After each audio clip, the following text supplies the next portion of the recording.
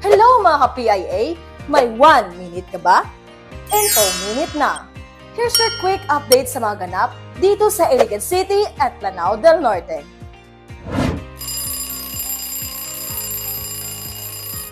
Tumulong ang Provincial Agriculture Office o PAGRO ng Lanao del Norte sa mga fish pond operator sa Lala noong Marso 11, 2026 sa pamamagitan ng pamamahagi ng bangus at hipon. Sa ilalim ng Enhanced Fisheries Production through Brackish and Marine Aquaculture Support Project, nakatanggap ng tig-1,000 bangus fingerlings ang 85 benepisyaryo, habang 43 benepisyaryo naman ang nakatanggap ng tig-4,000 prawn fry.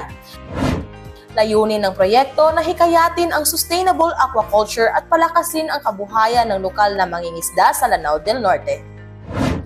Time's up, ka-PIA! Para sa more updates sa mga ganap, tutok lang sa PIA Iligan City and Lanao del Norte. Ito ang Info Minute. Mabilis, malinaw at always updated na impormasyon.